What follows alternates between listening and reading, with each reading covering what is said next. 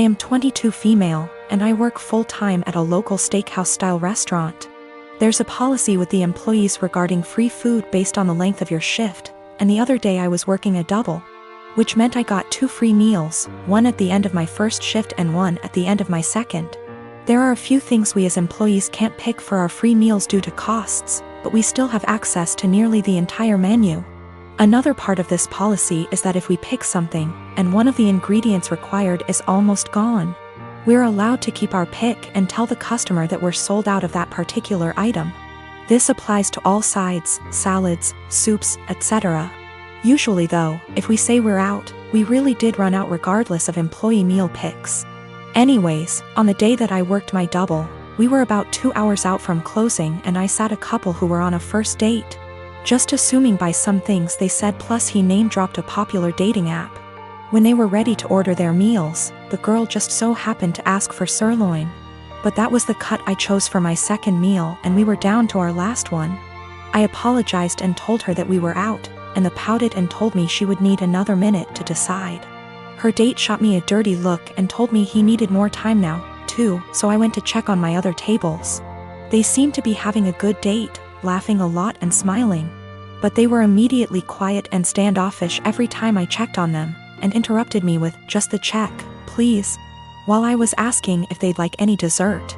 I brushed it off, as it's not the first time I've had a rude customer, and brought them their bill. He wrote a big 0 on the tip line and a little note that read, "Thanks for ruining my date, hope your night sucks too." I told my coworkers during closing, who all agreed the guy was being an ass. But when I called up my dad the next day and the topic of work and those particular customers came up, he told me I should have been less selfish and just let the woman have the sirloin and that I should have picked something else. He told me they didn't handle it very well, but that young lady had probably been looking forward to that steak. You knew you could have given it to her and you didn't. I'm honestly a little disappointed in you. That really hurt my feelings and I've been wondering if I was actually in the wrong. I don't believe it was a money thing. The guy ordered a pretty expensive seafood dish and the girl had one of our pricier cocktails. The sirloin is not our cheapest steak option. Yes, I'm aware that it's a weird policy. But it's our policy and my bosses encourage employee satisfaction so that we can ensure customer satisfaction. I do not eat steak for free every day I work there. I have it once every 1 to 2 weeks. I am a 27 years old female, used to be an escort from 18 until I was 23. I'm not proud of it, but I did what I had to do to keep studying and a roof over my head. That's how I met my now fiancé, though he was never my client. We began to date when I was 25 and 3 or 4 months after that his brother-in-law exposed me. No idea how he found out, because there's no way my fiancé knew, and thus we had to come clean in front of his whole family. Yes, I did that. Yes, he knows. Yes, he doesn't care. It was 2 years ago. At that time, we got over it. After that there was a span of 3 to 4 months in where my mother-in-law and some of my fiancé's aunts and cousin police their husband when I was around. It was really weird tbh because this dudes were like 40 to 60 years old and I wasn't that desperate. So my fiancé shut their bullshit hard, and even when his family still gives me the side eye from time to time, we thought it was behind us. He proposed last year and 5 months ago we found out that I was pregnant. We were really happy about it and we told his family as soon as we knew. His sisters and young brother were happy for us. But his mom took me aside and begged me to be honest with her and asked if this was really my fiancé's child. I was taken aback, but I just rolled my eyes and said yes. She gave me some shitty speech about how she only wanted to make sure, and that she was happy to be a grandmother. Well, last weekend we were at his parents' with his family and some of his friends, and we were talking about the name. How he might look, small talk. We will love him regardless, but there's always some, "Oh, I hope he gets your nose." "MH, I like your eyes. I hope he gets them." Comments. And my father-in-law said that he and his children have a birthmark in the inner tight and that even his grandchildren, one of my SIL's kids, got them, so our baby might too. And then he said, "But how can we know from who he got it? It may as well be from me, my boy, or my brothers," and he and his brothers began to laugh. My fiancé got mad, and before he could say anything I said, "I don't get it," and my father-in-law was, "Yeah, because it runs in the family," and I said again, "I don't get it. Why would he get it from you?" And he began to get nervous and said, because you know, it's just a joke OP, and I said, but I don't get it, and you all laughed. Explain.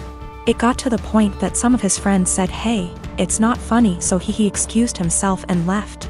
Later my fiancé's brother-in-law came to me and said that I was wrong for embarrassing him like that in his own house, and that I knew what the joke was about and of my past. I shouldn't be surprised. Now they're all demanding that I apologize to my FIL. I grow indoor plants and keep them around the house, whether by the kitchen window or out on the front porch.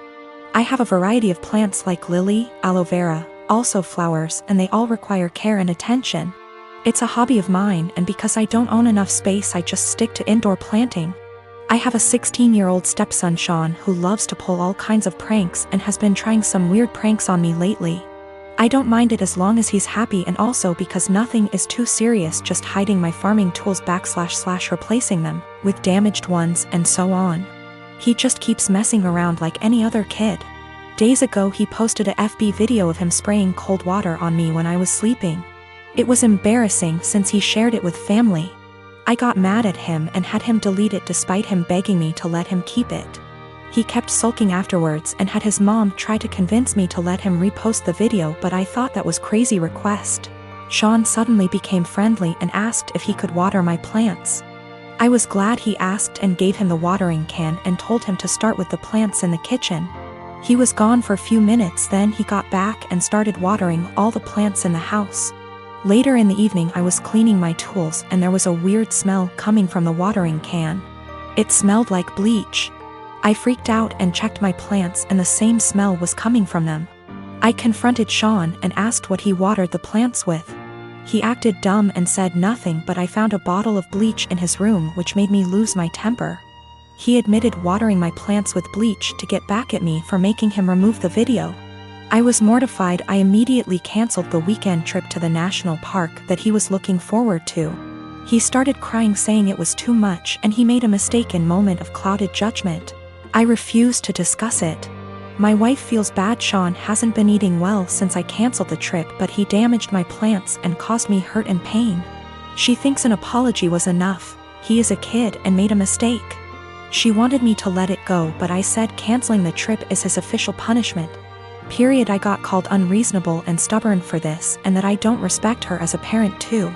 Sean has this mentally that if he admits doing something wrong then he'll be forgiven. This isn't how it should be, but his mother thinks admitting to it and apologizing should be the end of it. I used to work on a small team for a division of a multinational company. We used to primarily be staffed by what were called old-timers. Basically people who were close to being of a pensionable age who didn't want the hustle. That culture shifted and a lot of young blood has been brought in. I formerly worked there and was given a lateral move out. A colleague, Tina, still works there. Recently an opening for director came up and Tina came to me for help. She's been doing overtime and working hard to get noticed for this position.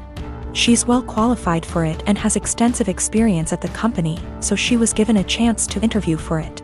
Tina is a single mother who has overcome poverty in childhood, racists / bigots in the industry, and worked hard to support her kids. She's had health issues but always fought hard. Tina is tenacious and hardworking, but there are issues.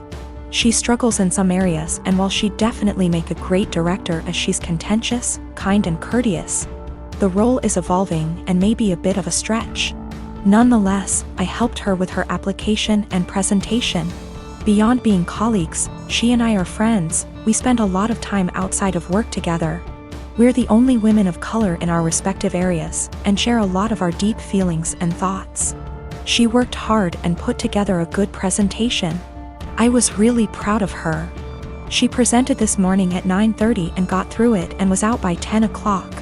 Most of the other applicants were internal and interviewed yesterday, but one person was recommended by a senior VP in a different department. The guy who was recommended is a 30-year-old hotshot. I think he may actually be in his late 20s. He will soon graduate from an Ivy League MBA and is the definition of corporate style. They gave him a last-minute presentation slot immediately following Tina. I attended all of the presentations. I am not on the hiring committee, but was there to support Tina and see how the presentations went. When the hotshot gave his presentation, it wasn't even close. The 20 of us sat in the room and were dumbfounded. Not only was his presentation visually appealing, but he noticed details none of us ever did, and he developed a pitch that was so innovative that our AVP asked to use a tagline he created. His technical analysis was so spot on that it was spooky.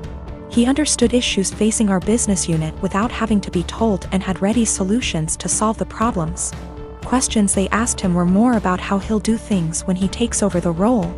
It was made very clear to him that this was his job, and they even provided an unofficial tentative start date. It is very clear that he understands the industry and his past experiences, such as professional work experience as well as winning top case competitions and academic awards, prepared him very well.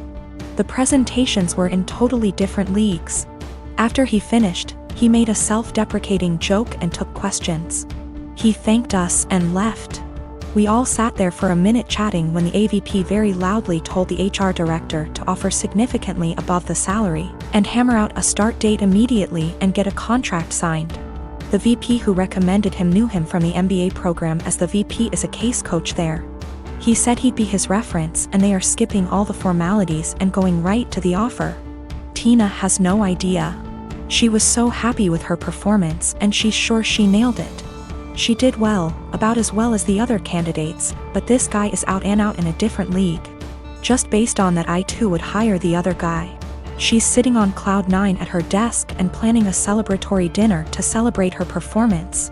She was told decisions would be made in a couple of weeks. At this rate, it's likely she'll be informed that she didn't get the job well before 5 p.m. I really don't know what to do or say. If she asks, should I be honest about this guy's presentation? Should I avoid her the rest of the day? I want to support her, but have no idea how to even begin talking to her.